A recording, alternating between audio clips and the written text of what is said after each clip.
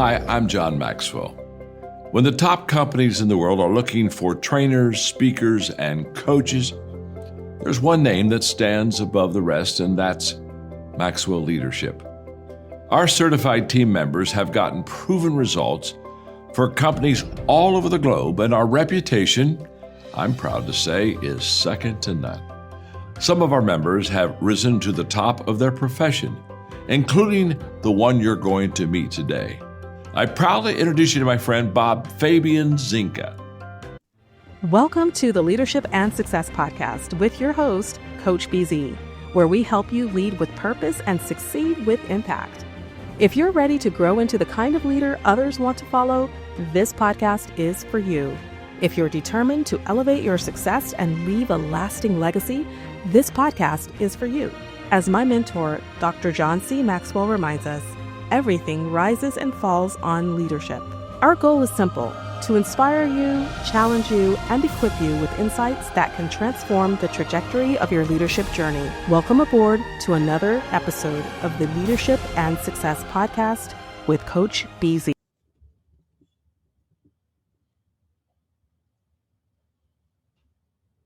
Biggest threat to IT security is absolutely going to be people. Bottom line is, people are wonderful, all right, love them to death. However, they've always got a perfectly valid reason to ignore or circumvent one of the rules or protocols we put in place to protect the enterprise. And that's why we've got to pay particular attention to human factors when it comes to a security plan and not rely only on technology.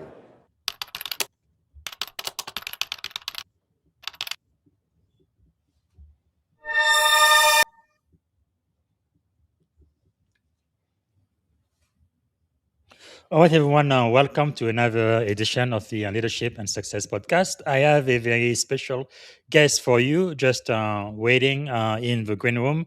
And before we get started, I do want to acknowledge Joe Blowinski. Thank you so much for being here. And Joe, let us know where you are joining us from, what city, what state, and if you're outside of the US, which country, and also what you are grateful for today. And of course, if you have a question for our guest, the Colonel, please type it in the comment, and we will get to your questions live on the air today on both YouTube and LinkedIn. So for our moment of gratitude, for those who've been following us this month, every single day this month, I am really grateful for Black History Month, right? For the role that African American have played to build this country. And I really highly recommend this book, African American First, Famous Little Known and Unsung Triumphs of Blacks in America by John Porter. Really, it is amazing just the contribution that Black have made to this country. They really have built America, made it what it is today. And I am so grateful for that. All right. So before I bring in my guest, let me see if I can properly introduce him. So my guest today is going to be a retired lieutenant colonel and cybersecurity expert. So we do have a lot of in common. Keil Hubert is a leadership, cybersecurity, and organizational culture writer in Fort Texas. And Keil is currently the head of security training and awareness for the Option Clearing Corporation, OCC, the world's largest equity derivative clearing organization headquartered in Chicago. Prior to joining OCC, Keil was a U.S. Army combat medic, so enlisted in the Army since high school, and a medical IT officer following university graduation. He later served as a U.S. Air Force public affairs officer during 9/11 and later as a cyberspace operation officer during the Forever War, spending over 10 years commanding the IT support organization for Combat Airlift Wing. So Keith is a battle-tested cyber leader whose career spanned the U.S. Air Force, the U.S. Army, humanitarian communications support during disaster response, enterprise security, awareness, and human risk management leadership, corporate consulting across telecom, cloud, and media sector, and is the author of multiple cybersecurity and leadership books. And he's also an international speaker on culture, leadership, and cyber behavior. Man, he's done so much. From commanding communication unit, supporting combat airlift mission, to transforming security culture inside global financial institution. Keil brings a rare blend of mission, leadership, human psychology, and cyber strategies. All right, so everybody, please help me welcome to the Leadership and Success Podcast, the one and only Keil Hubert. All right, here we are. How are you doing today, Colonel? I'm doing great. And Fantastic. just so everyone knows, right? I'm Kyle Hubert, and yes, my name is supposed to be spelled that way. I Yes. don't know why. Oh, it's I Kyle. assume my parents may have been drunk. I don't know because no one else in my family uses that vowel combination that way. Yes. So, but it Well, does mean I stand out in search results. yes, yes, very easy to find for sure. So, Kyle, sorry for that. So, welcome to the show. We are really excited to be speaking to you, especially, like I said, we have quite a few things in common. You started as enlisted, and then you ended up as a senior officer in the most powerful military in the world. That is quite an accomplishment. And on top of that, you are also into cyber security and technology, which is just fantastic. What a career you've had. Maybe to get started. What is one thing you are grateful for today? Honestly, I'm grateful that the world didn't end. And what I mean by that is, when I was growing up, I was absolutely convinced that World War III was going to happen, right? All of Mhm. the Cold War hysteria, Yeah. I believed it. And so my only goal was to get old enough to join the military because one of two things was going to happen. Either the whole world was going to be incinerated, in which case, who cares? And the other option was that kind of like the way Sir John Hackett's book, The Third World War, planned it, we would be able to hold the Soviets long enough in their invasion of Western Europe. Mhm. There'd be limited nuclear exchange, then maybe we could sue for peace and there might be a future for humanity. Mm. My thinking was, okay, that's the only thing that matters in the grandest scale. So I need to join the army and then get sent to Germany and probably die there, but whatever. At least I'm doing my part to try and save the species. So I Wow. never had a plan on a career, a family, living past 20. Wow. And so I was completely flummoxed when the Soviet Union collapsed. Wow. And there I was only in college to kill time before World War III started. So I wasn't taking any classes that would have been good for a career. I was taking Wow. things that interested me. Yeah, because you jumped the army when you were just 17 years old, right? Correct. Yeah. As soon as I turned 17, it was Wow. actually allowed back then. You could join and then do your basic combat training between your junior and senior years of high school. Wow. And then you'd drill with your unit for a year, and then you'd go on to your actual technical school. And so that's what I did. The moment I That's could, I amazing. enlisted. So you were a medic. So it made sense once you got your degree, then you came back as a medical officer for the army, Well, right? the way that worked was about the same time that the wall fell, um, my scholarships ran out. Hmm. And it had hit the point where the school registrar had called me in and said, listen, you've got a week to come up with all of your tuition for the next year. Well, Hmm. the school's ROTC battalion, Reserve Officer Training, had been trying to get me to sign on with them for 2 years. Wow. And one of their reps just happened to be at the office. Said, well, you know what? If you just sign here, we'll cover Hmm. all the rest of your tuition. It's like, oh, you opportunistic, fun people. Yes. And so I signed up, and that when I graduated, I did get commissioned as a Wow. lieutenant. And when I was going to go on to graduate school at that stage because I didn't know what Mhm. else to do. And the Army then tried to branch me, that is, assign me to a career field as a medical doctor. Wow. I was not in medical school. It turns out someone in personnel had confused when I said I wanted to go on and get a doctorate, that meant I was an MD. Wow. And when I explained that's not a thing, they put me on hold and said, we'll get back with you at some point during the year. So I had to go get a corporate job. I relocated. I moved. Really? And then about 3 weeks after I got engaged to the love of my life, the Army called and said, hey, remember us? We found what we want you to do. And it's because we're very short in this career field. So we'll Hmm. bring you on active duty in October. Wow. Thanks. Again, all unplanned. Yes. That's amazing. So that's when you became a medical officer then. Yep. Huh. Medical operations officer at first, and then again through a series of wacky misadventures, Mhm. wound up getting moved over into the medical IT field. That is pretty amazing. Because initially, when I was enlisted, I was thinking about either becoming a medic Mhm. or doing IT. Because back then, my dream was to go to medical school. I was like, well, maybe the Navy may just pay for it. But I ended up doing IT. So, like we say, the rest is history. Now, how in the world did you end up going from being a medical officer in the Army to becoming a PAO in the Air Force? Tell the story there. That would be a family thing. So it turns out the family that I married into, right? My wife's family, her grandfather, her father, and her baby brother were all serving in the same Air Force unit. And they had Wow. been continuously since the 1950s. That's amazing. When her grandfather got off active duty after World War II, he joined the Texas Air National Guard Hmm. and rounded out his career. Her dad joined in the 1960s as the guy with the giant Q-tip that would clean out the rocket tubes on the F-86s, and then later worked his way up after 40 years to be like Wow. the command chief master sergeant of the wing. And her That's brother amazing. is still serving, Mhm. right? I believe he's going to be retiring this year after a full career as first, essentially the Sergeant. people who work loading and unloading the planes until he Mhm. finally, after incredible determination, made it into becoming a navigator. Wow. Now, if you think about the way inter-service rivalry works, Mhm.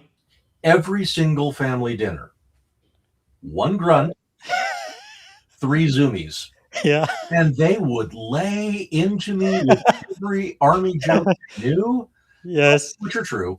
For example, what you already shared, what the Army doesn't know how to read, they think a doctorate is a medical doctor. Exactly. And so Okay, I have a lot of Army folks I'm watching. I'm just kidding. I'm just kidding. But go Army. I mean, go Navy, beat Army. That's And so one night, I'm over at the in-laws' house, and father-in-law hands me a stack of papers and says, "Hey, we have a bunch of jobs open. Why don't you put your resume on one of these, send it in, and apply?" I'm like, "Okay, sure, wow. why not?" I did, and almost a year later, I got a call out of the blue. Said, "Hi, we're with the 136 Air Wing, and we Goodness. saw that you applied for a job with us, and so Hmm. we'd like you to come out and chat." Wow. Chat? Are you kidding? I'm a grunt. Like, Yeah. soldiers, show up here at this time, or I'll hit you with a stick. Yes. Okay, chat. And sure enough, I was like, well, look, I've got a job in Dallas. I have to be at. I can't miss. Can we do it early? So they set up a 6 a.m. chat for me. So at the time, so that means you were in the Army Reserve then, right? At that You're point, just- yeah, I was finished my time in the Army Reserve. And what was your rank there at the time? I had made it to captain by that Captain. point. So that's O3. Yep. Lieutenant of the Navy. Very good. Yeah. And so, I show up at this Air Force base, and I go to this area where all the buildings are under construction, and there's only one light on in one building. So I figure that's where I'm going. I go through this empty building. I find the command suite, and behind this amazing hand-carved wooden desk that looked like it cost more than my car is a young airman. She says, "Oh, Now, talking about the airbase, did you see the running strip and the golf course before you got to that building? I did. Yes. They have the best food, don't they? The Air Force. Oh, yes. Anyway, another thing we have in common: my father-in-law was in the Air Force. He retired as a tech sergeant. But anyway, Very nice. I have a lot of jokes for airmen too. Good. I probably resemble them. So I asked her, I said, "Hi, I'm Captain Hubert. I'm here for a chat." She says, "Oh, you're here for the board." Wow. The board? She said, "Oh, yeah, they're ready for you. Go on in." Well, okay. I go knock on it. And I had put on my dress uniform exactly as it had been in my last unit before coming to Texas. I open the door, and there's these three angry diet colonels sitting around the table. Sorry, lieutenant colonel for the civilians. We call them diet colonels because they have all the pretentiousness but none of the authority. And the first one looks at me with this look of disgust and says, "Well, what qualifies you to be our public affairs officer?" Oh my goodness. And first thing that came to my mind was, "Oh, hell, you got me. I don't know." I honestly didn't know I'd applied for that. I really didn't. So I said, "All right, well, I'm already here, and this is a performance. So what have I got? What have I got? What have I got? Oh, sir, It would be the symbolism in this patch right here on my left sleeve. You see, Mm. the twin lightning bolts of U.S. Army Civil Affairs and Psychological Operations Command represent the use of the truth itself as a weapons system.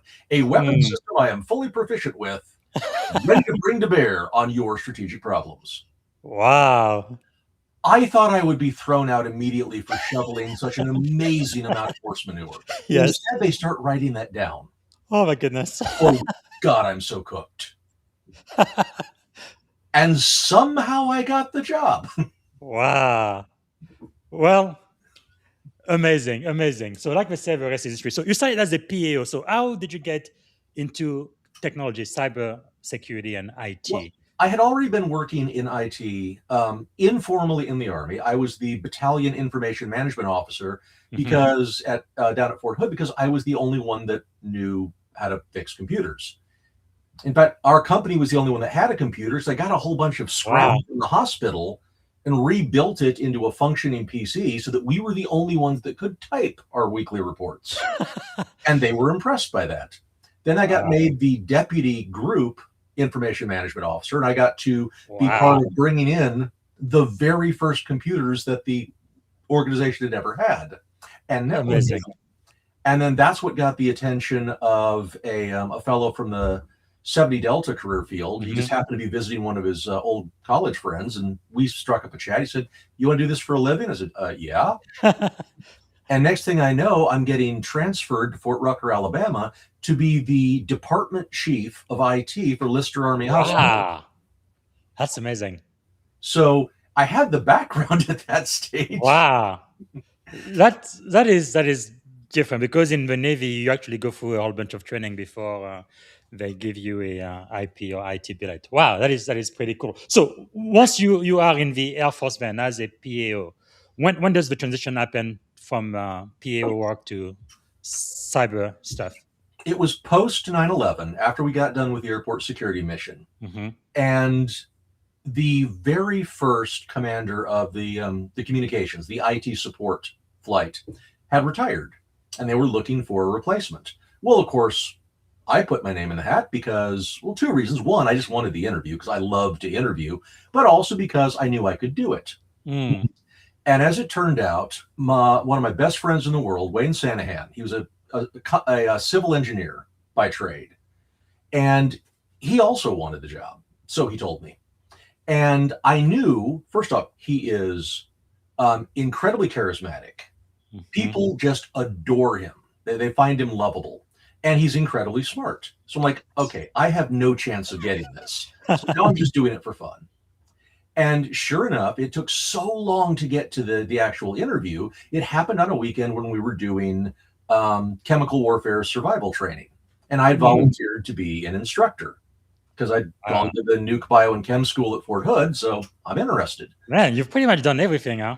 A little bit of everything weird. Yeah, I'd also talked my way into the medical aspects of chemical and biological warfare school. Wow. At Fort Hood, which was fabulous. Anyways, That's so amazing. the day comes, I run into Wayne in the hallway, and I said, "Hey, good luck, man. You've got this in the bag, but, do your best." He said, Right. well, no, I can't. And what do you mean? He pulled out this letter from his coat and said, "Look, the state told me that they mistakenly said I was qualified because they thought I was a computer engineer. I'm not. Oh my goodness. And so, according to this, I can't do this job." I said, "Well, what are you going to do?" He said, "Well, I have to tell them. I'm honor bound to report." Yes. I said, "Yeah, they're going to ignore it." He said, "But they can't. The regulations are allowed." Dude, Yes. they love you. They'll find a way.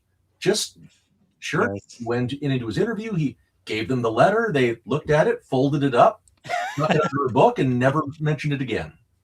Wow. And knowing that, when I knew it was my time, I knew that what I was supposed to do was leave the training, go take a shower, put on my dress uniform, be all spiffy, and then go in and pretend I'm having a real interview. Instead. And what was your Air Force rank then? Were you a captain? I was a major by then. Major, okay, very good. And I decided, no, I'm going to stay here and train another group of 40 airmen how to survive, because that to me is more important than looking good. And so I went into the interview in the MOP suit, the chemical battle suit, with my harness on, helmet, under one arm. And when I came in the room, you would have thought that I brought in a goat and slaughtered it on the table. I mean, their eyes were wide, their jaws were agape. It's like, how Yes. dare you? Like, how you doing? So you didn't have your service dress uniform this time. Yeah, I said, it's not even worth the effort. Yes. And I gave the interview. It was very clear they didn't care. Wow. But then when the time came to actually award, the protocol back then was you had to tell all the people that had not been selected first, and then tell the selectee. And so because I was former Army, there was this kind of idea that I was some sort of mad murder monster, inner service Yes. prejudice and legend building. And so the poor colonel, they got to come in and tell me, and I knew it was fine. I wasn't upset. He comes to my office and says, "Hey, I just wanted to let you know that we picked," and I swear to God, he flinched like I was going to hit him. And that insulted me. So we picked Wayne Sanahan. I said, "Hey, you know what? That's exactly who I would have picked if I were you. You made a great decision. You're going to be happy with him. He's a great guy." Again, I already knew. They went and he said, "Oh, you know what? I'm so glad that you're mature that way. You were our second choice. No one else came close." I said, "Whoa. Wow. Colonel, we can take that. We can completely say that you never said that. I am willing to pretend you didn't say that." Wow. Honestly, no, it's true. It's true. Like, oh God, you're going to be in so much trouble. And sure enough, they went to tell me. He said, "Oh yeah, thanks. I was just interviewing for fun because I've already moved my family out of state. I won't accept it." It took 2 weeks to try and figure out how to disqualify me, and they couldn't. They had screwed up so badly, and they got stuck with me. Wow, that is amazing. I told you my life has been unplanned and a series of wacky misadventures. Yes. I honestly wonder sometimes if I'm actually a Looney Tunes character. Wow, that is quite amazing. And I'm guessing at this time you were also doing IT work as a civilian, right? Okay. I was working for I was doing, at that point I was just gotten done helping to install a maintenance system out at Dallas. That's amazing. And then I was doing troubleshooting work for one of the in KPMG Consulting, going all over the country trying to fix stalled projects. Fascinating. Because what I've seen, especially when people, after they go on active duty, even they join the reserve or the National Guard, sometimes what they do as a civilian has absolutely nothing to do with their MOS or their billet. Like I've had a lot of people in IT, even chiefs. He does IT for the U.S. Navy, but as a civilian, is like, I don't know, a social worker or something, which has absolutely nothing to do with technology, which is pretty crazy. But for the people like me who do the same job for the industry and for the military, I mean, you really get to learn so much, right? Because it kind of built on its own. So let's see, when was the first time you realized I am responsible for people's lives, their careers, and mission success? And how did that moment change you? Yeah, that would have been 1988. It was so it was the summer. I was in the Army National Guard. You did, just like in the reserves, you do a 2-week muster, usually in the summer, so that students can attend, where the unit goes out and practices war games and whatnot. Annual training. Yeah, I had missed annual training in January up in. They were going to do Arctic weather training, and because I had school, so they sent me out with me and 4 or 5 other people with another brigade, and I got loaned out to a battalion to be an ambulance squad leader. So me and one other guy had our armored ambulance. You want to get down, little man? There you go. Yeah, I love how the military does that. Sometimes they just need the body. They don't care what you can do. Right. And so it was just the 2 of us and our M113 little armored ambulance attached to a battalion aid station to run casualties back and forth to the medical company. Well, one day, I mean, it's Texas. It's August, so it's hot as blazes. Yeah. And my driver and I, we were bored, so we turned on the tactical radio and just scanned channels until we could listen to some unit somewhere doing an exercise. And they were in the midst of a full battalion-sized armored assault, right? All their vehicles screaming across the land, throwing up big rooster tails of dust, and something very cinematic, which is good training, right? You have to know how to do your distance. Anyways, while we're listening, one of the one of the vehicles calls into their battalion commander and says, "Hey, we just had a soldier fall out. Oh no. Collapsed in his vehicle." We're like, "Huh, that's weird." So we listen, we turn up the volume. Said, "Yeah, everyone's in their chemical battle suits, which wearing mop gear in the summer, right when it's over 40 Celsius, 100 degrees Fahrenheit, is brutal. And doing it in a giant metal box, right, is even worse." And so what the commander told the soldiers on the line was, "Oh, he's probably just hungry. Have him sit down and eat something and continue the attack." Now, we knew, right? No, this guy's probably in severe heat stress on his way to heat stroke. He's dehydrated. But if no one does something, this guy has a good chance of dying out there. This is terrible. What do we do? And I realized there is no one else doing it. So, thinking fast, I grabbed the microphone, put on my best grown-up voice, and said, "Such and such commander's call sign. This is medical over command. We have been monitoring your exercise. Belay that last order. Get that man out of his mop suit and get him to battalion aid station immediately. Order. Medical command out." And like, okay, I'm going to get court-martialed and probably shot for that. But as it turned out, 15 minutes later, an M113 comes screaming up to our battalion aid station with that guy in the back. And, he was out of his outfit. He had soaked through all of his clothing. They were trying to get water into him. Wow. And there's the commander, the XO, and the sergeant major all telling our physician's assistant, are you going to let medical over command know that we complied with their orders? Yes. And he just looks at us like, "What did you do?" We went and hid in the woods. But it turned out that the guy that had collapsed was one of my squad mates from our home unit. And he was, in fact, in danger. I mean, he was going to heat stroke. I like to think we saved his life by essentially, on the spot, improvising, innovating a way to try and correct a potentially lethal decision. And as an 18-year-old, that just, it really hit home. Yes. Someone's got to do something, and that someone is whoever is closest to the problem, regardless of what it costs them. And somehow we got away with it. But that is really something. Like in the military, we do a lot of deployment exercises and things. Now, I guess throughout my career, I've seen 3 people die. One was a man overboard, and then 2 people who actually died during the physical test, just running, whatever. Yep. They had a heart attack or something went wrong. I knew them, and they just fell and died. So that can be very traumatic, right?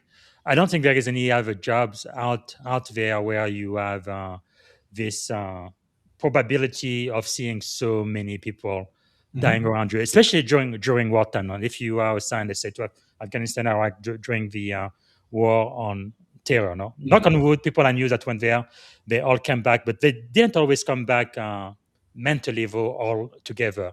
So what have you done throughout your military career to kind of ensure your mental health and just keep your focus and your health as good as you could? Relax or whatever. Just take care of yourself. What type of things have you done?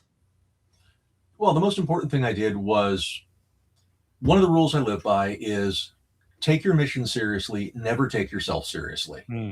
You cannot get so wrapped up in your own drama that you let it sway your judgment or negatively affect other people. So what I tried to do was focus on who can I help, whether that's a member of my own squadron that I have command authority over, or just had a great friend who worked down in the Equal Opportunity Office, just absolutely fabulous colonel who was going out of his way to help everyone in the wing, especially those who felt that they were being potentially discriminated against. Yes. And so I would constantly go check on him, make sure he was doing okay. And in turn, to this day, he will still reach out and ask me how I'm doing. And Wow. I found that's the best way is instead of internalizing and wallowing in whatever your own drama is, Hmm. put a lid on it, not hide it, but just set it to the side. And the satisfaction you get and the encouragement you give helping other people Yes. to lessen your anxiety and stress. Wow. Now, I would say that you are a scholar warrior, a thought leader. You write a lot about leadership and culture and technology as well. I'm going to highlight just three of your books. You've written so many, but this is one, IT leadership, and you have that one available in ebook as well, and also this one, Hiring Forever War Veteran. So I believe it's about six, right? Six, maybe seven books you've written so far, and of course, hundreds of column. So, why is it important for leaders to write, you think?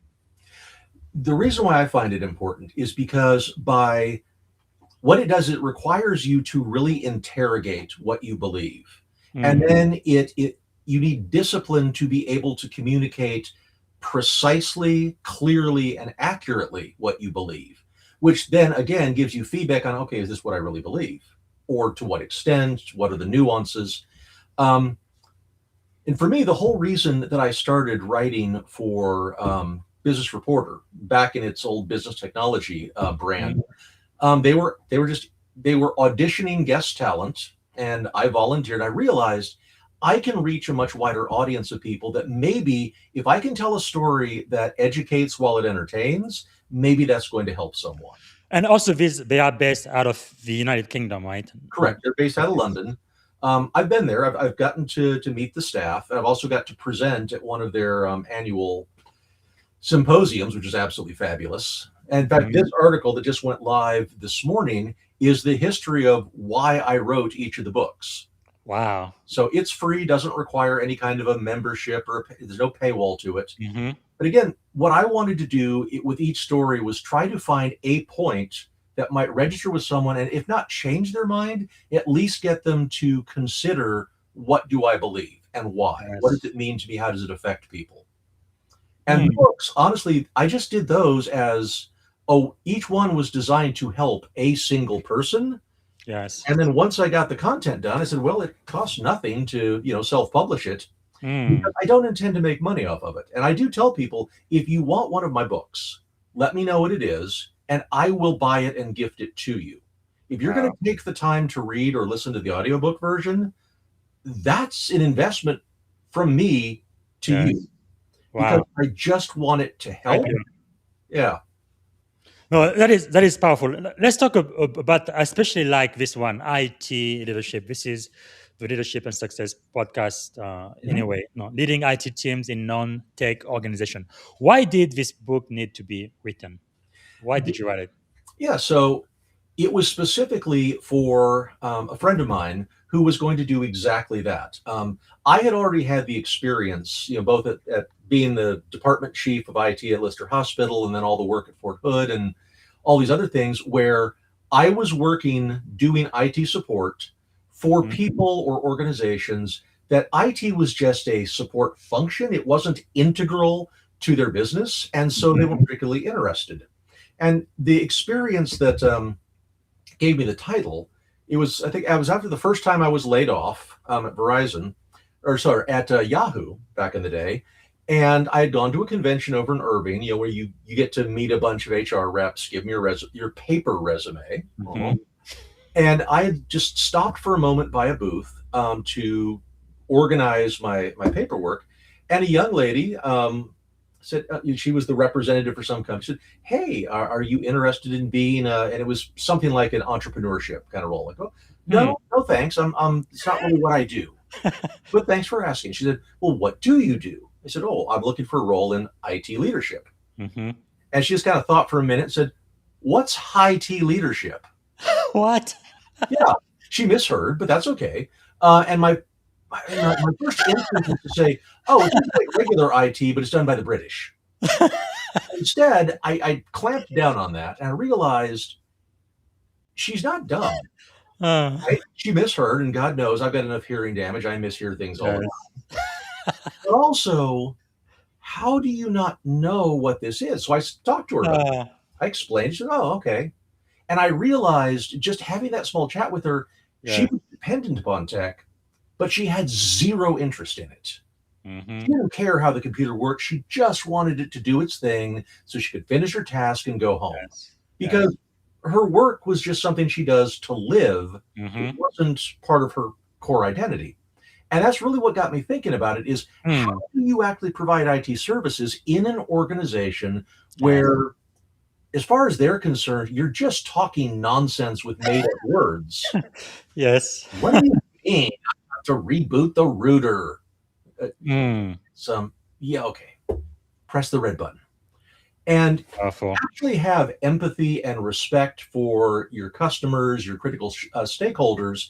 You need to meet them where they are and not be upset with them because they're not as technical as you would like them to be. Powerful. No, this is great. So the other book I wanted to highlight is this one. Why did this need to be written? Hiring Forever War Veterans. I really love the title. Myth, misconception, and misunderstanding. Yep. I guess there are quite a few. So I wrote this for two people, actually. One was for a friend of mine who was going to transition out of the military and wanted to know how difficult it was to actually get a job offer. Yes. And there was a lot. This was back during the Afghanistan kerfuffle.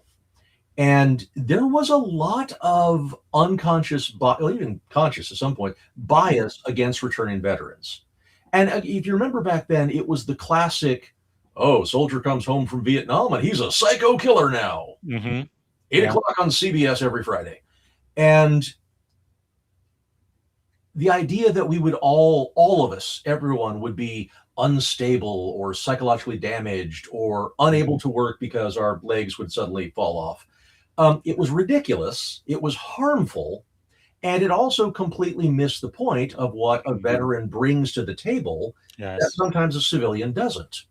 And so I wrote it from both perspectives, from the job seeker, how to overcome that bias and really sell yourself, but also for hiring managers, especially. Remember, most people don't know how to interview successfully, especially on the hiring side, which is why you get so many questions like, if you were a tree, what kind of tree would you be? Yes. The kind you carve into a club to beat you senseless with? That was a good question. Yeah. And trying to actually present arguments. I figured what most people would do is someone would take like one section, one block of text from that book and give it to someone in their organization to help them improve. And again, if it even helped one veteran get hired when they otherwise might not have, then the whole project was worth it. Wow, that is really, really fascinating. And thank you so much for doing so, because I think a lot of people need to hear it, right? And there's so many people, especially when now, if you go from the reserve or National Guard, that's not such a big leap. But from active duty and then you come back home and getting a job in the industry, I mean, that could be quite a traumatic experience because it's completely a different world. They may just as well not just drop you in the jungle and in a country where you don't speak the language or something. Right. But so that really helped. Right. Yeah. And that's one of the things that I've tried to mentor people on. Again, both sides. I used to have the most wonderful interview opportunities in the military because you could do things there you can't do in a regular corporate environment, like have live actors interrupt the event to essentially make an interactive encounter that the interviewee, the candidate, is not prepared for. When we were trying to hire a new chief master sergeant, right, an E9 for our squadron. One of the things that we wanted to deal with was we had a real sexual harassment encounter that had cost an airman, well, two of them, their respective jobs because we couldn't tell who was at fault, and by regulation they both had to go.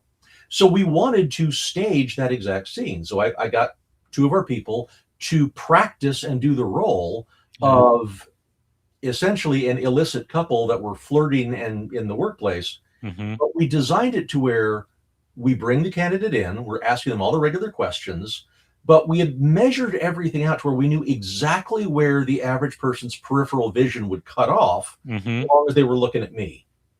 and the actors had their marks exactly where to stand to be noticeable, but they couldn't be actually seen without Yes. turning your head to the side. Mm-hmm. They had practiced their lines and got louder. And I mean, I am doing the Hannibal Lecter thing of not blinking while just staring directly into the person's eyes with the world's longest run-on sentence. It was like a good 60 words long, and I never stopped for breath and never got to the point. They're basically buffer overload at that stage. And then finally, once the shouting and the shoving started, oh, I'm sorry, didn't we tell you? Yeah, you have the job, and this is your problem. Fix it. And that's how we figured out who was the best candidate for the role. Yes. It was a former MP, military policeman, Mm-hmm. who knew how to suddenly put on that persona God and bless them. interject in something they didn't understand in order to prevent physical harm. Yes. That was a much better selection than the person who looked over and just collapsed in hysterical laughter. Yes. Because they realized what was happening and just thought it was hilarious. Wow. That is quite a way to interview. You definitely see the qualities that you need if you have what it takes. Because de-escalating is so important. Wow. So, because you are a tech executive, SME, subject matter expert, let's talk about AI and human risk just for a second. Sure. How will AI reshape security awareness and human cyber risk, you think? About the same way that a truck reshapes a bakery window and plows through it at 100 miles an hour. Now, keep in mind, I'm not anti-AI. I am very much anti-AI hype and misuse. Mm-hmm. There are definitely use cases where it has potential value. Yes. However, it needs to be done ethically and cautiously, and never. I believe agentic independent AI is a terrible mistake. I think there always needs to be a human in the loop that can look at it and say, you're hallucinating, this is garbage, we're not doing that. But right now, the hot thing for everyone who's doing security awareness as a service is to build AI into their products or services, just because it's the hot new buzzword. Yes. And I think this is a terrible idea. We already had really great machine learning tools to be able to do like anomaly detection. Why is Coach BZ logging in at 3:30 in the morning from Ulaanbaatar when he's based in Chicago? It doesn't make sense. This could be a hacked account, could be a breach, or he could be on vacation, but he knows he's not supposed to log in from overseas. What the heck? Those kind of tools are really good for presenting potential evidence that a human can then judge and investigate, verify, act upon. Yeah, I like that. Yes. AI, though, it has no memory, it has no sense of context, it has no judgment. And so the idea that you're going to let it now choose what training to deliver to people and when, and to determine whether or not they're successful, what I believe is that a lot of well-meaning companies are going to roll this out. It is going to cause more harm than it provides benefit. Yeah. And then we will go right back to having an educated, experienced professional human running the program, using AI to supplement and maybe speed up some of their activities. I couldn't agree with you more. Like right here in Silicon Valley, I wrote a couple of articles about it. Big company like Meta, Google, initially they said, oh, AI is not going to take away your job, just make you more efficient. But then when they had the chance, they fired a whole bunch of software engineer. But then, like Google, I'm sure everybody knows about it, their AI decided to delete an entire hard drive and they couldn't get it back. Now, the AI algorithm was sorry about it. But anyway, needless to say, they starting hiring those software engineer back because it might have worked right in a small controlled environment in a lab or something, but going out in production, it just was a disaster. So they needed that human oversight for sure. Now, I don't know if you've heard, this morning I wrote a post about, I believe it's the first time in our history that we've actually used AI to enable a military operation. Operation Absolute Resolve, where it was in Caracas, Venezuela, January 3rd, where we extracted the president of Venezuela. It was actually aided by artificial intelligence. Claude, Anthropic Claude, was definitely one algorithm that helped them design the operation and execute on that. What are your thoughts about the U.S. military now using artificial intelligence to enhance our military operations? Absolutely terrible idea for the same reasons mentioned. I'll bet you $100 that the using AI for the mission could barely be justified by taking things out of context. I'll bet it was probably someone was told to use it because they needed to brag about it. And just like every soldier's, EPR or OPR, the performance review, Mhm. I did an amazing thing that no one else has ever done. You should promote me. Yeah. And the thing they did was, oh, I saw you using AI. I checked the time on it and then went about my day. Yes. Yes. I really believe it was probably overblown. But again, I don't know. I wasn't there. Yeah. So But I don't know. I do have a lot of concern about ethics, right? And I know our laws, especially in this country, Europe is a little bit more advanced, I think, when it comes to privacy law and just upgrading the law to the 21st century. Because, like, for example, in America, right, our privacy law is what, 1974? I Mhm. mean, before we had really the use of computers, cloud, AI, and emerging technology. So we are so far behind. Basically, we are using technology now that our laws really don't have any say. So we need to upgrade a lot of our laws in this country for sure. And then again, thinking about ethics, just because you can do it doesn't mean that you should, right? Thinking about what is the right thing to do and what the impact is going to be on the community. Definitely the human oversight, like you mentioned, I think, especially in the military when it could be a matter of life and death, right? It is absolutely critical. So what would you advise then? What skills will tomorrow's cyber commanders need that today's leaders like, you think? more than anything else, they need a deep understanding of how behavior affects security risk. Now, I'm Yes. not just saying that because I'm a security human risk management person, Mhm. um, but no matter what technology you deploy, you cannot engineer your way out of risk. I mean, yeah, you can put constraints and protocols and kill switches, all these other things in your tools, Mhm. but anything that you create and give to people, they will find an amazingly creative way Mm. to bypass all of those controls, Yeah. especially if they think that they need to for some reason. And this is why you got to get into what are people going to use your solution for? How, where, when, why are they going to employ it? What Yes. are the things that they could try and misuse it for with the best of intentions? Mhm. And you really have to do this if you are Mm. so hidebound that I am officer, I give order, my robots obey. First, you should not be an officer at all. You should be, Yes. compost. But second, you've got to have empathy for, respect for, and interest in the Yes. people that are going to be using your tech. And this goes Mm. the same, not just in the military, but in the corporate world. Yes. As Joe from Tucson put in the chat earlier, how do you communicate the need or importance of a security issue to people who don't want to know or Mm. just want the thing to work so they can get on with their day? Yes. And the answer in both cases is you've got to address the person's concerns and mindset directly, show some empathy, say, yes, Yes. I know you just want to get it to work. Here are the things that can go wrong. And I'm telling you this so that you will get the result and be Mhm. able to leave without any drama. I'm here Yes. to help you succeed and lessen your work, not to annoy you or get in your way. Wow. And usually, once people see that you're genuinely interested in their success, Yes. at least then open to listening. Mm. And if you can keep that up, build that rapport, Yes. they're more likely to want to hear what you have to say because you are giving them an advantage they wouldn't be able to secure on their own. That is leadership. No, I think it was Oprah who first said it. People don't know how much you care, how much you know. No, sorry, people don't know how much you know until they know how much you care. Right. Something like that. So powerful. And of course, you've written a lot, and you've learned it. I'm sure in the Army, in the Air Force, in the Navy, we talk about that too. When I Mhm. had the privilege of being a commanding officer, it was really two of my leadership maxim: mission first, people always. What does that really Yes, mean to you? absolutely.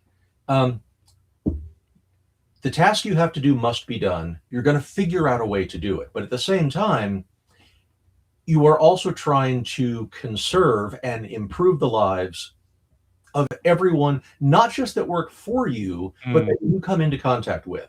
Yes.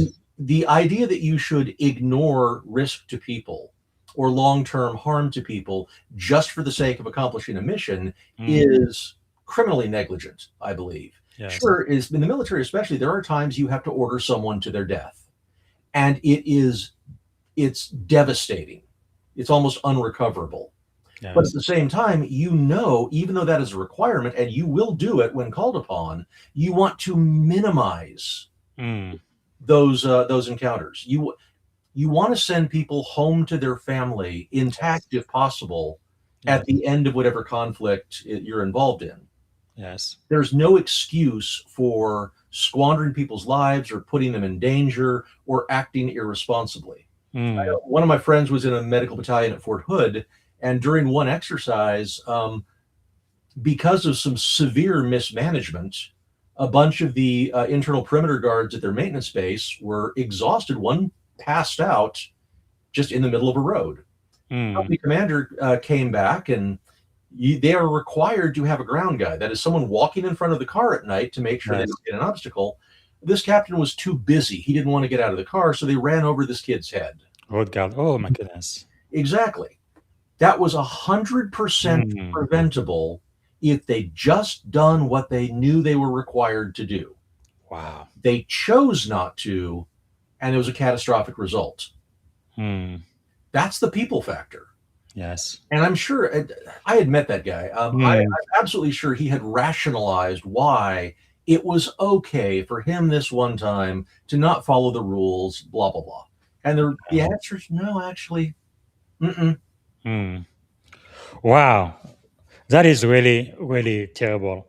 When I had, again, this great opportunity to become a commanding officer, I probably sent about 12 or so of my sailors, some of them in armed ways, combat zone. No? Knock on wood, all of them came back in one piece while I was still there. But yeah, it is a huge responsibility when you sign orders and you know that this person is going to a place where potentially they could not come back to their spouse and to their children. But it is something we have to do. There is just no way around that.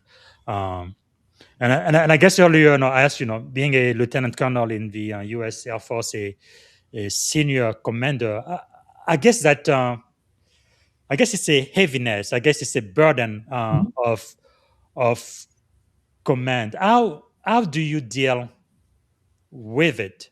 Because I think part of it, I think it really never goes away, because you never know. You could get a call at midnight or 1 or 2 in the morning, something happen, and you would definitely feel at least partially responsible. Although everybody who was in the military has volunteered to join, nobody was forced to, and they are doing this because they love their country and they want to serve and sacrifice for their fellow citizen. But it is quite a responsibility, though. It definitely is, especially when you get into the really fringe cases where you got, say, someone who is violent or someone who is suicidal or severely injured. What I found is most of the commanders would commiserate and is mutual support, because only another squadron commander or someone who had done the job before could really understand what you were going through. Yes. And so that's why you'd see the commanders getting together. Yes. And to get as much coffee in them before their next meeting as possible.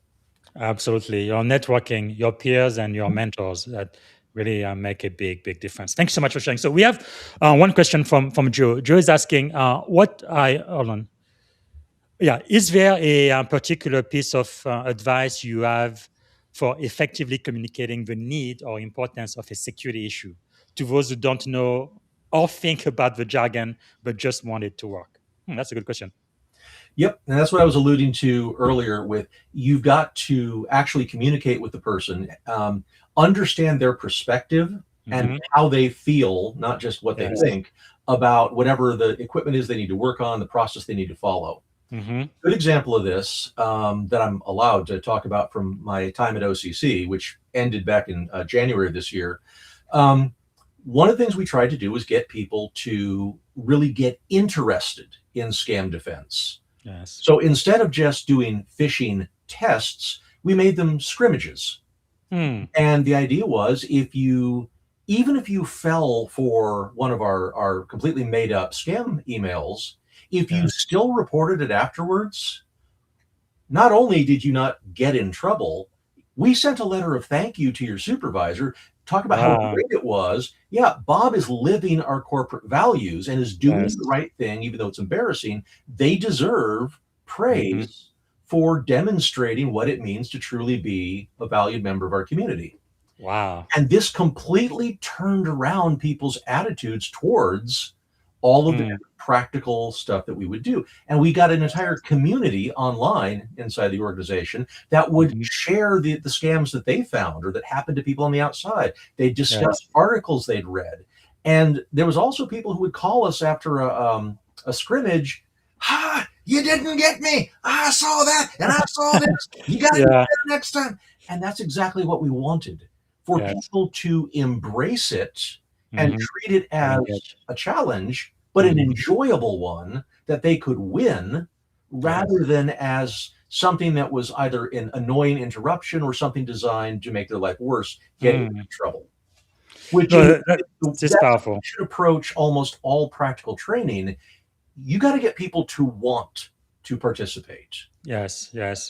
Wow, that is quite powerful, because I know back in the days, most security executive would kind of lead by third, right? Fear and all of that. But when people actually engage and they want to do something positive, you really can impact and shape positively the culture of your organization. Okay, we are almost running out of time. Let me ask you this. What do you think is the greatest lesson you have ever learned, just in general, in life, in leadership? Greatest lesson you've learned so far? No question about it. It's what I started with when we were first talking. Take your job seriously. Never take yourself seriously. I like that. You got to have humility and realize everyone else is probably smarter than you in some way. And instead of being resentful or feeling competitive, learn from them. That is quite powerful. Because now, looking at your background, everything you've done, you've been everywhere. You've been a medic, a medical officer. You've got into PAO, public affairs work, and cyber commander, and all of that. And then you are an author. And I mean, it's just on and on and on and on. Why do you think you are so successful in so many areas? What do you believe is the secret of your success? And then, of course, getting in at the lowest rank possible as a 17-year-old and then retiring as an 05 lieutenant colonel in the US Air Force. That is huge. Why were you so successful, sir? Well, because I learned very early on, after the Soviet Union fell and World War III didn't happen, I had to adapt very quickly. That meant learning as much as I possibly could in as short a time as possible, and then very quickly getting good at whatever I was called upon to do.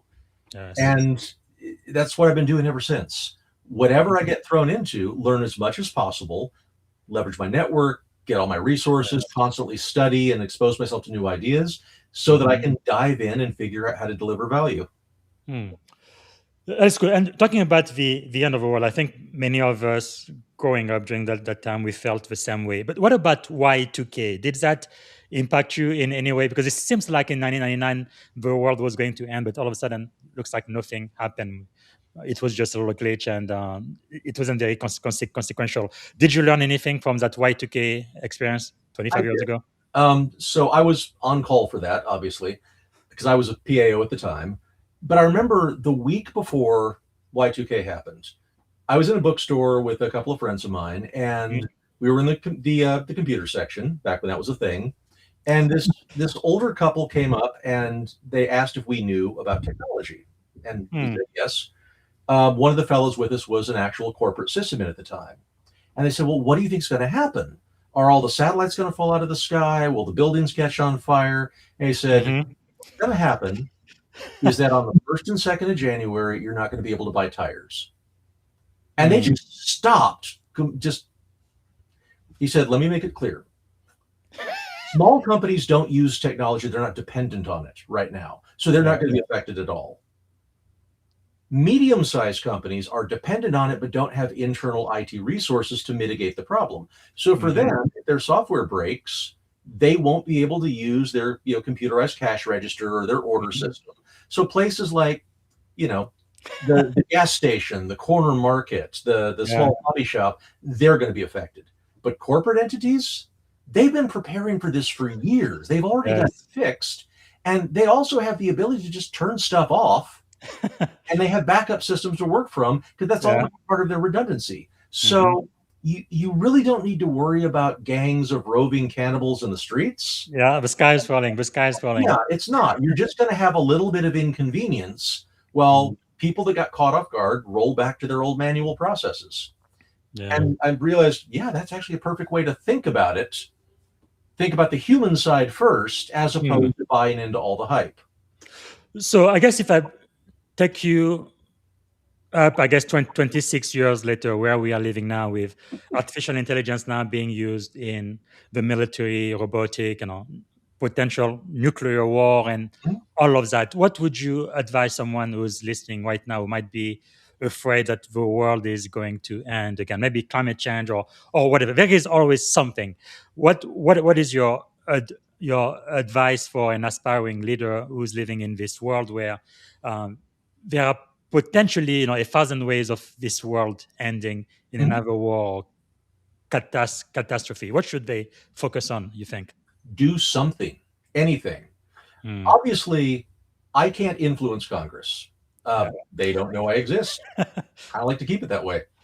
But what I can do in a role, maybe I can reduce water consumption in my data center, or I can buy more power efficient computers, or I can shut down unnecessary systems, or I can, there's always going to be something you can do Hmm. to incrementally improve the problem. I can also use my platform online to advocate for Yes. policies and changes and improvements that we need to see in the world.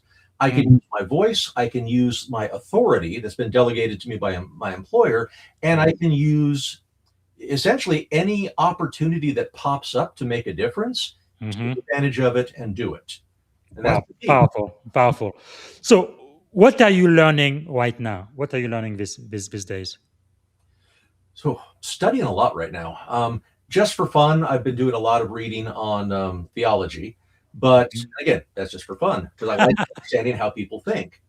But also, I'm trying to understand a lot more about how to influence people. All the I've read, back on the shelf over my shoulder, Hmm. Psychology of Fear in Organizations, Digital Evidence and Computer Crime, all the greats. But there's Yes. always new stuff coming out about how we influence and manage to impact people intellectually and emotionally that can Hmm. then be turned into actual programs and products and systems. Yes. Try and, again, completely transparently help people become better at whatever they do Mm. without negatively impacting them, because that's where security human risk really makes a difference to an organization. Yes. You're not ticking boxes on like a checklist, right? Hmm. Like a NIST CSF audit. Instead, what you're trying to do is inspire people to do what's good for them that Yes. incidentally is also good for you without Mhm. hurting or misleading or worse, threatening them. Yes. Wow, that is really powerful. I think this is worth the price of admission right there. Thank you so much for sharing that. We talked a lot about your successes. What about failure? I love this coin. It was given to me by one of my best skippers. One side says success, the other side says failure. So two sides of the same coin. Yep. How has failure shaped your life? Oh, I fail a lot, but you learn from it. One of the things that I found important, though, was also learning when you need to fail and how to fail in such a way that you achieve your objective. And Yes. one of my favorite examples of this was back in 1999. I was consulting out at Dallas Area Rapid Transit, people that run all the light rail and the buses and whatnot for the city. We were putting in a new maintenance system. It was a product that wasn't finished yet, and we were just the consultants that were supposed to liaise between the client and the developers to make it all work. Well, there was a huge function test set up where all the different people in Dart that were supposed to use this system were going to come in and actually put it through its paces and find where it was going to break, so the developer could go back and fix those things. And on the morning of the exercise, we get an urgent call from the developers in Europe saying, yeah, the software doesn't actually work. right now. We know you spent weeks setting up all these labs and deploying the software manually, Wow. but we just realized there's a bug. It just won't even run.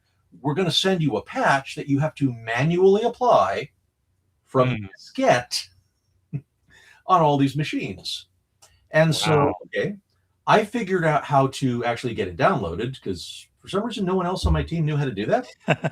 We were tech consultants. Anyways, I got it. Back then you could get a freeware compression decompression utility. I got that and I made the little .zip archive. Mhm. And I made the decision to name it oh shit. OHSHIT, as in, oh shit, it doesn't work. Then I took it around and got some friends, and we got every single machine updated Mhm. just in time. But this is why it worked, right? Now, my boss, who knew nothing about technology, but she actually had once told me, well, I'm a good manager, and a good manager can manage anything. You couldn't manage a rock to fall off a cliff. She was furious. This is unprofessional conduct. I said, where are we? Mm. We are in a bus maintenance facility with blue collar workers. Yes. You should stop looking down on them and realize they're people just like us with a different specialization, a different life path. They recognize that this is a catastrophic screw up on Yes. the developer's part. And since those developers are in Europe, we represent them. This is how we take ownership of the Yes. problem, let them know we're sorry, and we're going to fix it. And that is exactly what happened. Wow. Our employees were fabulous people. They all realized, okay, yeah, this is ridiculous. And instead of being angry, they looked at our response, chuckled, and then just, okay, we're going to be an hour late. We'll make it happen. Wow. Now, was it a failure? Yes. I mean, that manager absolutely despised me. But it was what was right for the client. Mhm. And in the end, who do you want to succeed with? The Yes. client who's paying you or the Mhm. temporary grumpy Yeah. puppet master that's going to be your supervisor for 9 months? Yes. I'm going to go with the client every time. Yes. Wow. That's really a masterclass in leadership, negotiation, and really trying to um, deal with a lot of pressure and challenges unexpected, which is really what is happening now more and more. All of the challenges we are facing in the world today. Things are moving so fast and so quickly. But I really like that you always go back to taking care of the people, knowing where is your true north and where you really need to focus on. Wow, that's something. What about maybe, is there a fear that you were able to overcome? What is the greatest fear in your life you've been able to overcome?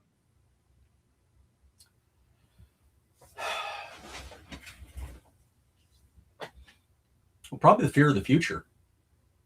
Because remember, once I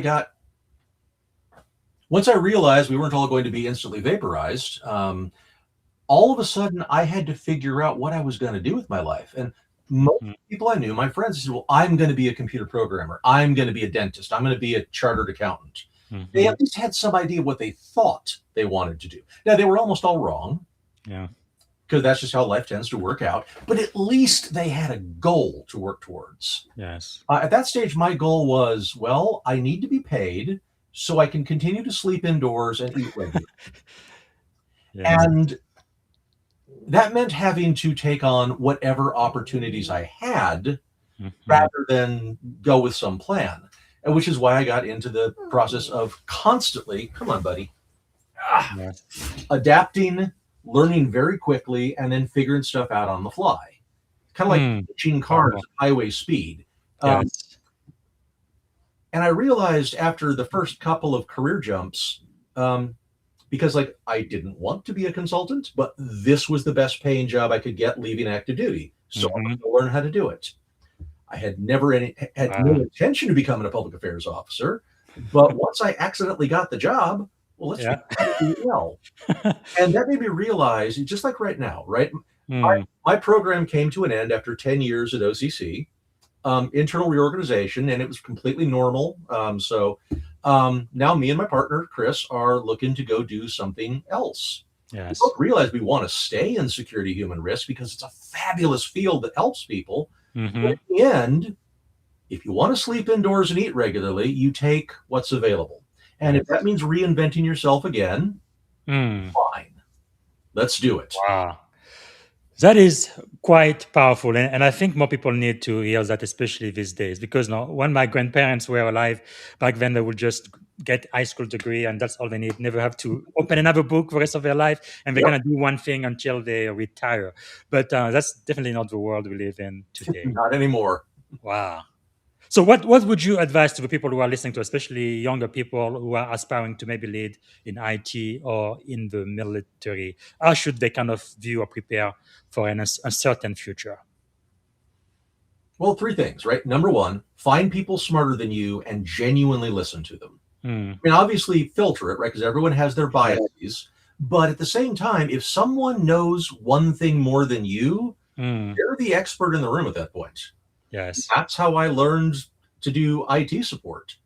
I accidentally got a job as a lab manager checking IDs and keeping drinks out of the Macintosh lab in college.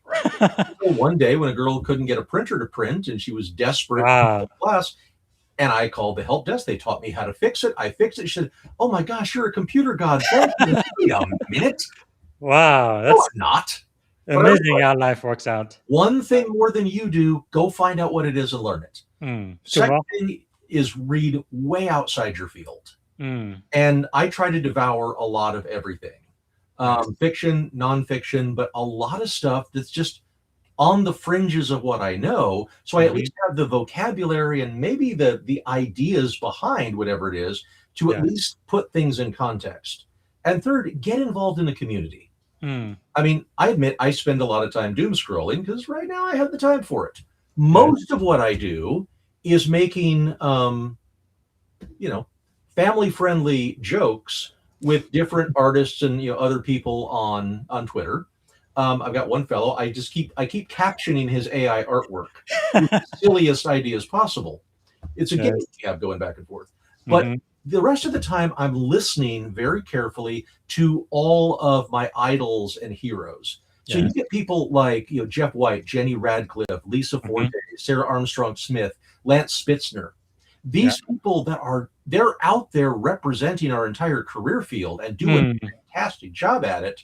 Yes. I want to see not just what they say, but how they say it. Wow. And learn how to do better, trying to imitate their superior performance. That is powerful. Thank you so much for sharing that. Now, I know we've gone over time. Can you give me 10 more minutes before we shut this down? Absolutely. Thank you so much. I mean, this is so fascinating. I think people in the audience are learning so much from you right now. So if you could choose 3 people to have dinner with, right? They could be alive, dead, or even fictional characters. Which person would you choose and why? 3 people. So I just mentioned 3 of them, and I'm going to say it again. Lisa Forte and Jenny Radcliffe, both of whom I've known for a long time and have actually worked with in some capacity. And then Sarah Armstrong Smith, who I met through them. They are some of the most brilliant women in cybersecurity today. And their experience, their perspective, and most importantly, their approach, I greatly respect. Because it's so different from what I would do and how I would do it. Yes. I know I get better when I say, okay, why did that work better than what I did? And how can I, because I can't imitate it. Yes. I don't have nearly their level of charisma or their experience, but I can take something away from it and get better. And I would sit down for a couple of hours, keep the wine flowing, and just get them to talk. Yes. What they're concerned about, what they're doing next, what bothers them, while I shut up and listen. Wow. Actually, I think you just recommended them to come on this podcast. I'm going to be reaching out, and that's going to be wonderful. Especially now, another reason why I do this is because I really like to elevate voices that are many times suppressed or people don't pay much attention to. I want to kind of put the spotlight on you. But especially women and people of color, generally speaking, they don't really have a platform where people can actually know all of the brilliant things that they are actually doing. So thank you so much for sharing that. Now, you did mention reading as the second point for people who are listening right now to try to figure out what to do in a world that is always changing with a future that is uncertain. And you do have a lot of books out there outside of your own books. And I've only highlighted a few of your books here. Which book would you recommend to my audience? Which one should they read, you think? So there's one book in particular. Well, there's a series, right? I designed my own, started as a senior NCO professional development course back in the service. And then I evolved it over time to be my intern training course. So for the last 10 years, every summer intern I've had, they've gone through this deep curriculum that focuses more on understanding organizational culture than just straight security skills, because you can learn those anywhere. Yes. And one of the core textbooks I use is James Hoop's book, False Prophets. It is all about the history of the major business movements that shaped how we think companies should be run today. Going all the way back to the Revolutionary War and George Washington's arguments with the early gunsmiths. The fact that the first professional management class was the slave overseer in Civil War America. They were the first ones to actually publish regular journals about their techniques for doing their job, which is horrifying. But also it shows you the same problems that they were having are some of the same problems we have today. How do you satisfy your boss, who is, overly demanding, but also motivate your workers? And cut a balance. Who do you represent? How do you undermine your own position? Hoops goes into great detail about things that we still take as for granted as the way things are supposed to be because they've always been that way. They're not. They were ideas developed at a certain time in a certain place for a certain community, and they've just carried on with momentum. And he goes all the way up to like the Tom Peters types and their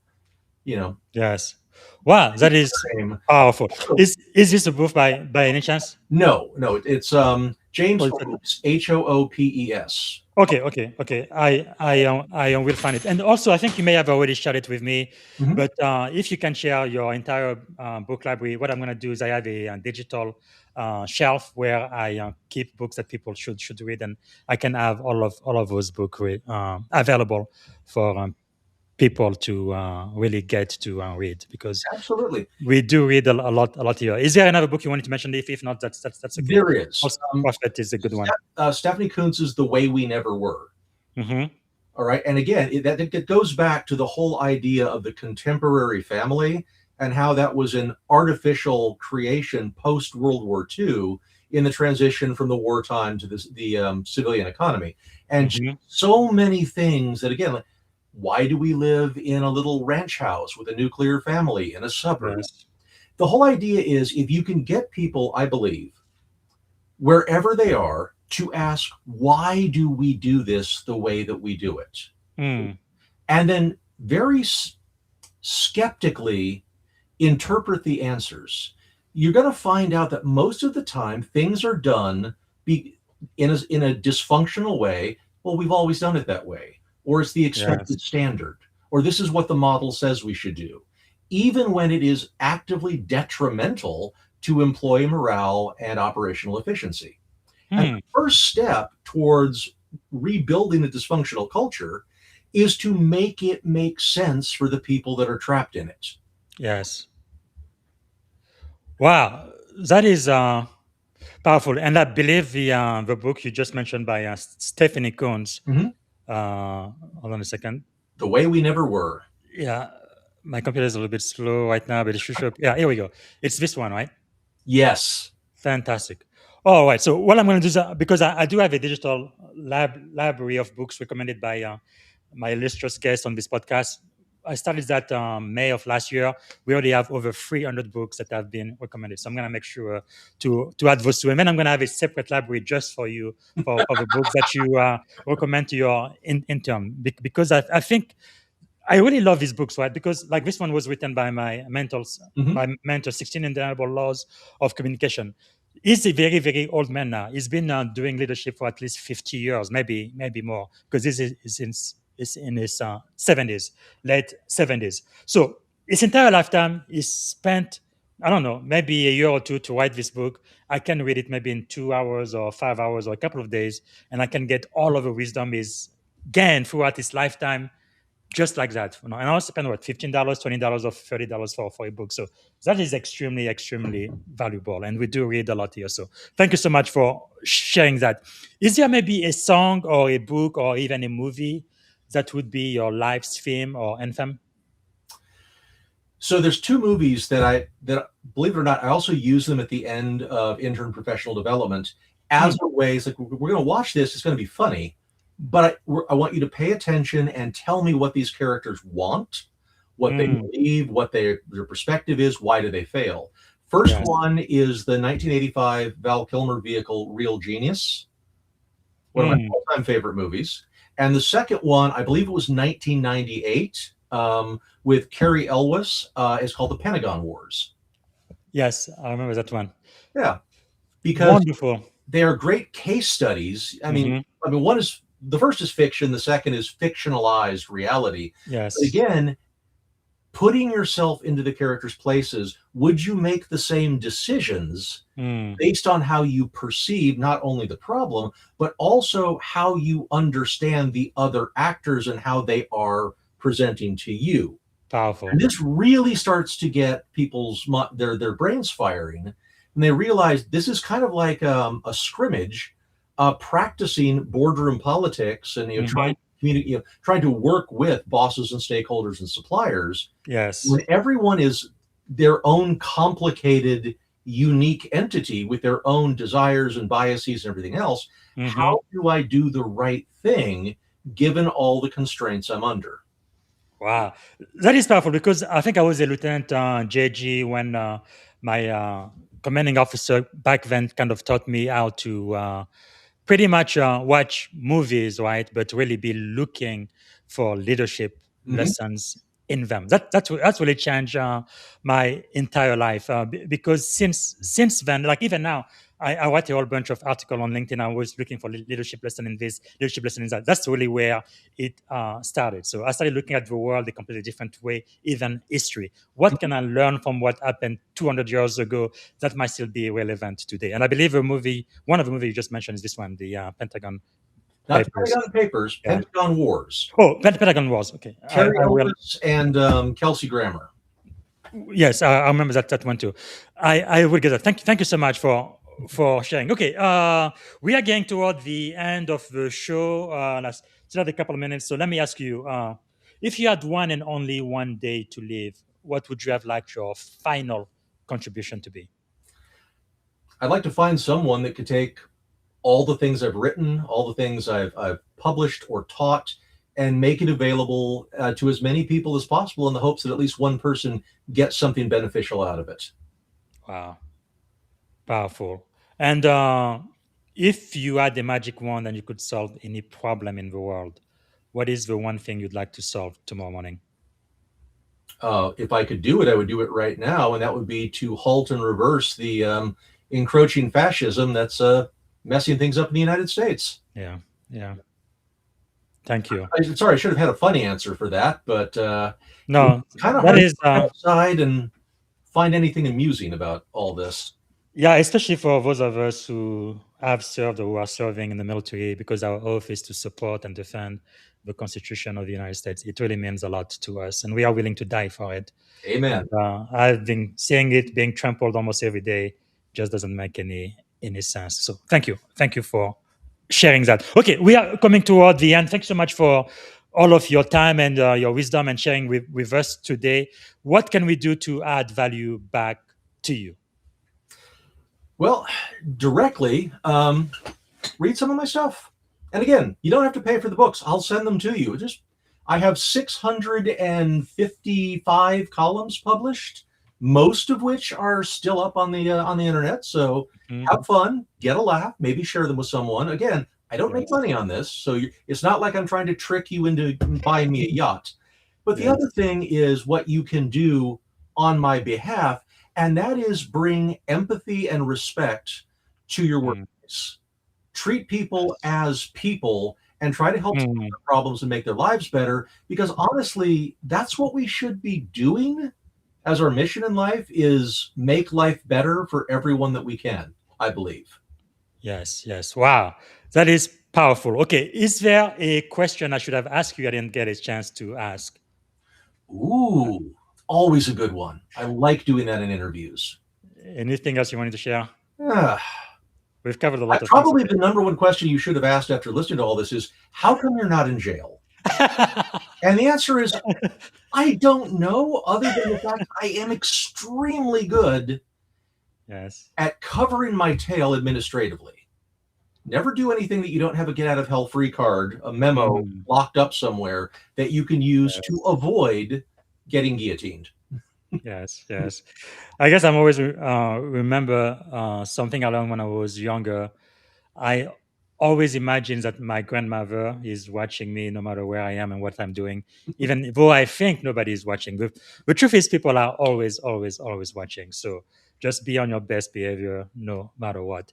And if you don't believe me, just ask Jeffrey Epstein. So eventually, whatever is done in the dark will come to the light, whether you like it or not. So be on your best behavior no matter what. All right. Powerful, powerful. I really learned that lesson when I became a commanding officer, because everybody has those binocular vision. Yep. Everything you do. It's just incredible. But anyway, okay. So to end now, let me ask you, if you could go back and give a piece of advice to your 17-year-old self at the edge of this incredible career you've had in the Army, in the Air Force, in tech, and everything you've done, what would you say to 17-year-old Kyle? Maybe join the Navy instead? All right. I hear Go the food is Navy. better. Yes. Well, I think the Air Force has the best food.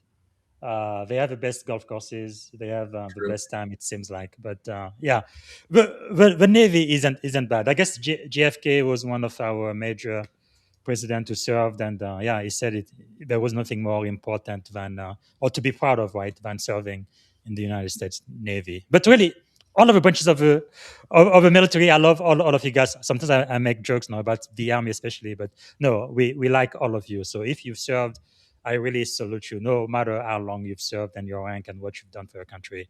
Because like we said, no, less than 4% of American volunteer to serve in the armed forces. So thank you for your service. All right, so we are coming to the very end. To end this, I'd like to do a quick light round where you don't take too long to think, but you just give me the first thing that comes to mind. What did you want to be when you were a kid? A paramedic. I was Oh. absolutely addicted to the TV show Emergency in the 70s, watched every episode every time it came on, and I really think that was going to be the coolest thing in the world to be. Well, I guess as an Army medic and medical officer, you kind of did that. So Close enough. good job. Yeah, close enough. Okay, 3 adjectives describing you as a child. Ooh. As a child, introverted, antisocial, and inquisitive. Okay, as an adult. Snarky, cavalier, and funny. Okay, what is one word that defines great leadership? Authenticity. Like that. What is your morning routine or practice that keeps you grounded? We have an absolute standard. First thing in the morning, get up, take meds, get your blood pressure, feed the dog. Elmo first, every time. And then he and I sit down, we have breakfast, and then I bring my coffee into my office, go through my email, and he always sits on my lap while I'm doing it. Yes. If it, for any reason, I deviate from that routine, he is quick to remind me, no, Dad, Daddy lap time, get in your chair. Wow, that's wonderful. Our dog is too much energetic to be doing that. He'd be bouncing off the wall everywhere. But anyway, I don't know what my kids are feeding him. Okay, what is a book or a quote that changed your life? Ooh.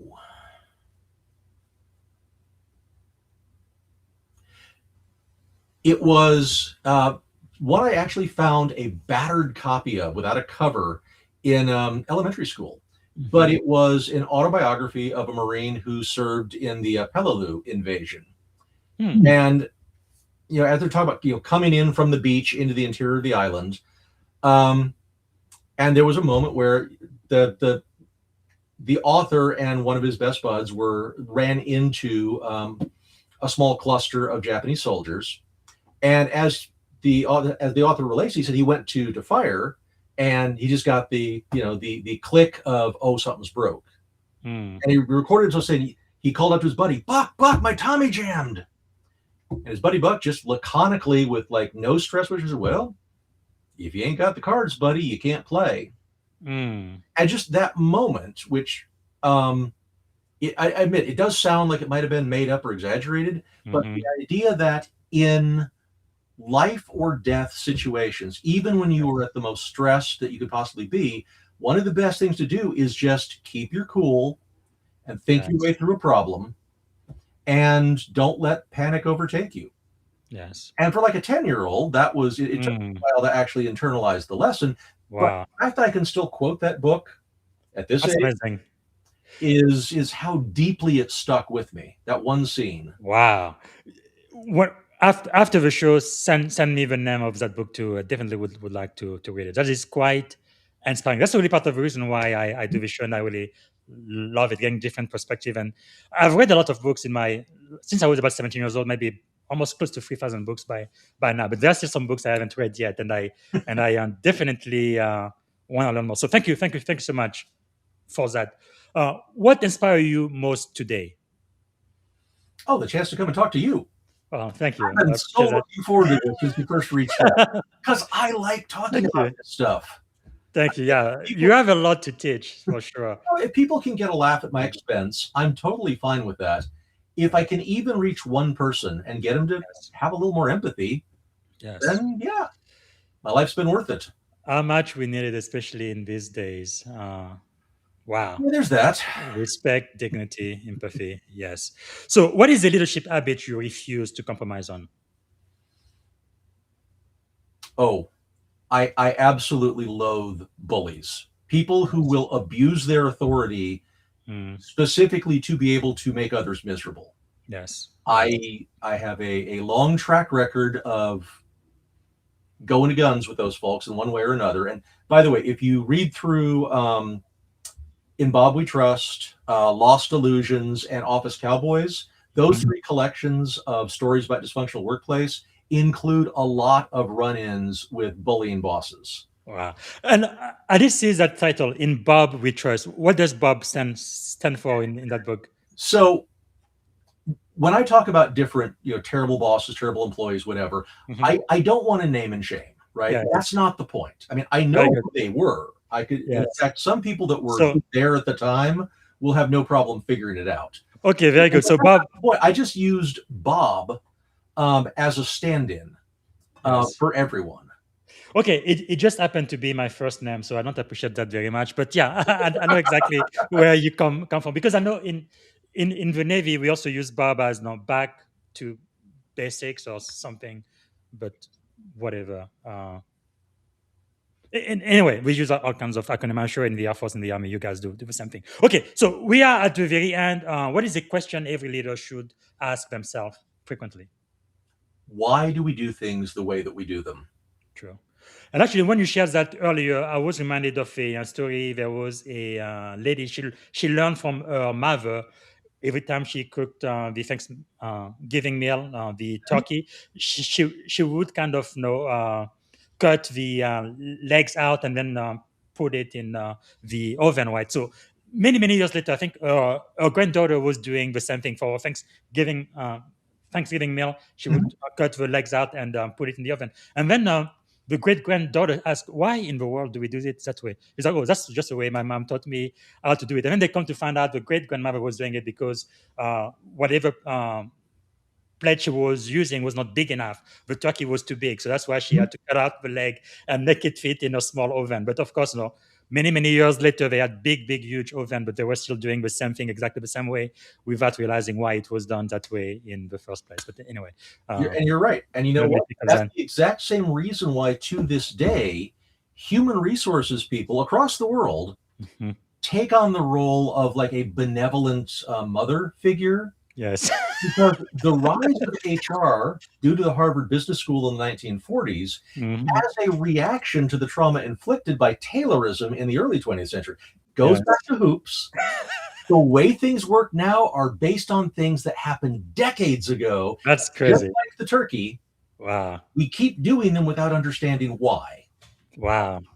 That's powerful. Well, I guess for those listening right now, if you can take but one thing out of this podcast today, I mean, that could potentially change your life. Why do we do the things Well, the way we do them? yep.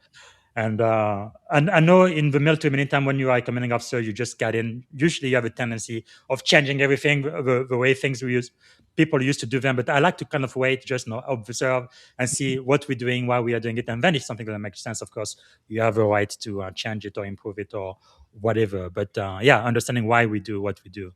That's really key. All right, so we are at the very end. What is something you are feeling optimistic about? I like to end on a high note. I am really looking forward to finding another security human risk role and getting to build a new program over again. And Yes. my partner said he's willing to follow me anywhere, Very good. even if it means relocating, because it was so much fun to work together. Well, I believe it is coming your way. You've given so much and you've learned so much. You have so much to give, experiences and skills and wisdom, really, from everything you've done for your country. So thank you for that. The Army, the Air Force, and in tech and industry, actually internationally too, in England and everywhere. So I believe your perfect job is coming your way. 2026, I think, is the year for that. Okay, we are going to end with this. This is the last question. What is one word that represents our shared experience on this podcast today? Optimistic. Optimistic. Thank you. And I am so grateful for your time and thank you for giving us an extra almost 40 minutes. So I really appreciate that. So this is available immediately as a replay on LinkedIn and YouTube. And by tonight, it should be available on all of the major podcast platforms. So thanks again, Colonel Keil Hubert. Kyle Hubert, thank you so much for your time today and your wisdom. I appreciate it. Thank you, Bob. Been great talking with you. Thank you. All right. All right, everybody. This is it. This has been a little bit long, but I feel like we needed to take our time. We've learned so much from the kernel today. So again, please get his book. They are available on Amazon. I like this IT leadership. I was wondering why it was IT. So it gave us the backstory on that. And hiring forever war veteran is a good one too. And he also mentioned in Bob We Trust. So I will definitely pick that one later today. So I'm going to be back in about, I think, an hour or so. I didn't do my the podcast on Proverb chapter 16 yesterday, so I'm gonna do it today. So we're gonna have two back-to-back episodes later today on Proverbs 16 and then for today Proverb 17. So I am going through the books of Proverb. We did that in January. We went through one chapter a day for the 31 days in January. We read all 31 chapters. And what we're doing now is the AI recap, right, for those. So I should have done yesterday the AI recap for Proverbs chapter 16, but I'm going to do it today. And then I'm going to do the AI recap for Proverbs 17. So it's about 10 to 15 minutes recap video, all done by artificial intelligence, just going to the essence of what we talked about on January 16 and 17. So if you want to join, you are welcome and share your thought as well. It's really amazing to me how a book like Proverbs, written more than 2,000 years ago, is still relevant in 2026. So that is coming today. And tomorrow, I'm going to have 3 interviews. So I'm going to be speaking to Professor Melissa Bowie. She turns curiosity into courage. And she's the best selling author of Face Plant. You don't want to miss that. That's going to be tomorrow morning. And then I'm also speaking to Siobhan Maxwell. She's a Air Force veteran as well. She lives in Mobile, Alabama. She's a federal execution partner, and she works with tech founder who want to gain federal opportunities through qualified proposal and core. So you do not want to miss this. And then I will also be speaking tomorrow morning with Dan Sodergren all the way from England. He is an AI expert, so you want to be here. And last time I was here, I also mentioned this book, executive abundance.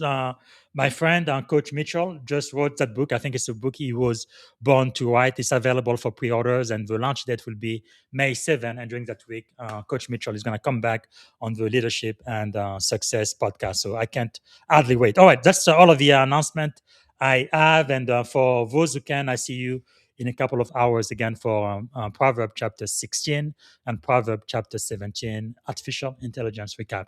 All right, bye for now, and thank you again for watching.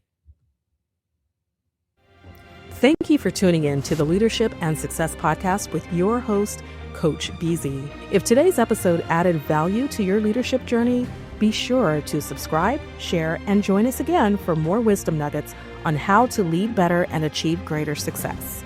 Remember, leadership is the most critical skill of our time. The world will always need leaders to inspire others, drive innovation, and execute meaningful strategy. So why not count yourself among the bold leaders shaping the 21st century? Until next time, stay inspired, stay committed, and keep leading with excellence.